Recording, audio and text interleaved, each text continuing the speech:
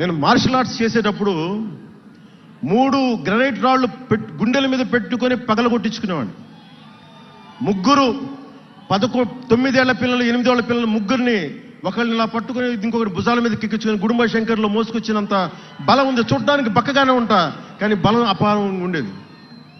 అలాంటి నేను ఈ రోజున నాకు రెండో కొడుకు నేను ఎత్తుకోలేను. పెద్ద కొడుకుని ఎలాగ ఎత్తుకోలేను అనుకోండి, అది వేరే విషయం. నా రెండో కొడుకుని చిన్నోడు 6 7 సంవత్సరాలు, వాడిని ఎత్తుకోలేను నేను. అంత బలహీన పడిపోయాను. కానీ బలం తెచ్చుకుంటాం మీ అందరి ఆశీస్సులతోటి, బద్దలు కొడతాం మళ్ళీ. అంటే రాజకీయాల్లో ఉండాలంటే 2 పిచ్చి పవర్ హంగ్రీ ఉండాలి, లేదా బలమైన సైద్ధాంతిక బలమన్నా ఉండాలి. వ్యక్తిగా ఎదగాలి, పదవే ముఖ్యం, అధికారమే ముఖ్యం. దానికోసం గుండాల్ని వాడుకుంటాం, మర్డర్లు చేయిస్తాం, వేల కోట్లు దోచేస్తాం,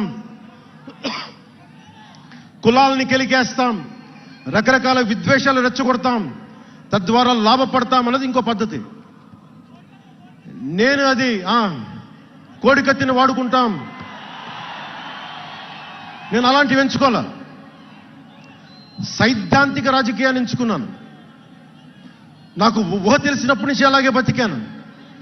అందుకే నేను సమాజం, సమతుల్యత, భావితరాల భవిష్యత్తు, దేశం అంతరంగిక భద్రత, దేశ భద్రత, శత్రు దేశాల దాడులు ఆలోచించి దశాబ్దన్నర నలిగి గుండె రగిలి అందరిలోనూ చైతన్యం రగిలించి ఈ రోజున జనసేన జయకేతనం ఎగరవేస్తున్నాం.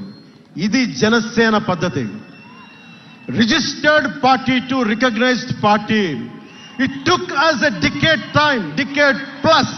అంటే నువ్వు ఎలా మార్చేసుకుంటావు అంటారు, నువ్వు అలా పడితే ఎలా మార్చేసుకుంటావని మాట్లాడతారు.